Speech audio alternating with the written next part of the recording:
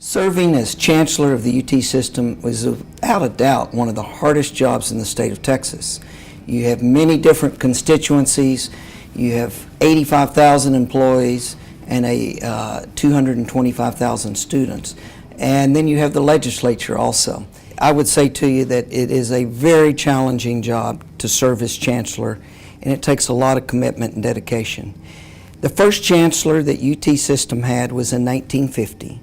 We've had a total of 11 chancellors, counting Chancellor McRaven, and they've all served with great distinction.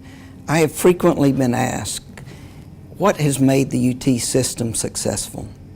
And the answer is very simple. We have been very fortunate over the last 50 to 70 years to have extraordinary leadership on the campus level with our presidents and at the system level with our chancellors. If I have to use one word to describe Hans Mark, it would be exemplary.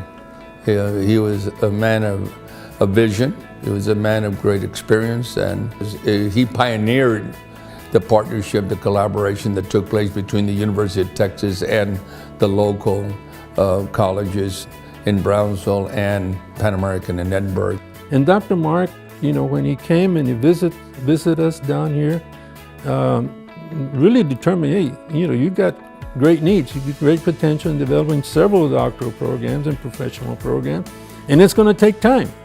And the best way to do this is going to be for you to belong to one of the systems. People were extremely pleased to have an opportunity to sit down at the table, communicate the needs and concerns of higher education at the time in South Texas. So I got nothing but high marks for Hans Mark. I look at Bill Cunningham and I say to myself, he is truly an innovator. He has been when he served as dean, when he served as president, when he served as chancellor, but he could take a situation and see where there was a problem, but develop in his own mind a future, a remedy that would be a marvelous success.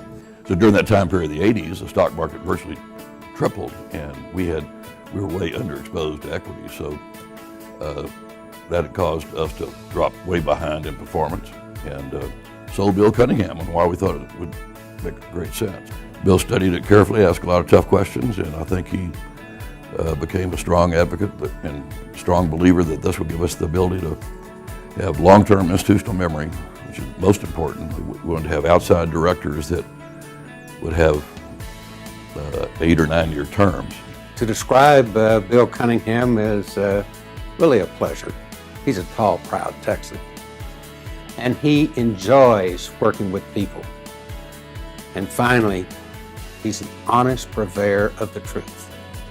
Well, Chancellor Yudof was a superb leader, a superb chancellor, and there were several characteristics that made him successful as a leader. One would be the fact that he was a creative, long-term thinker. He always thought in terms of multiple decades and not the immediate future. I said earlier, the traits we look for are leadership, character, and integrity. And those are things that create the trust that allow you to lead. And then he was interested in doing things in accountability that I wanted to have done and the board was in favor of. He'd begun to change the way we focused on outcomes in higher education, and he put that in place at the system level. It was a challenge that we gave him, not just look at this sweetheart. We said, here's a really big set of challenges we're facing. Are you willing to do it?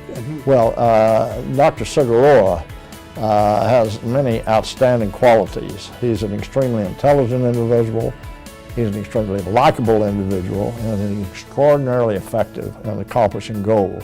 In order to do what we've done in the state of Texas in the past 5 or 6 years, and that is to start 2 major medical schools in the state.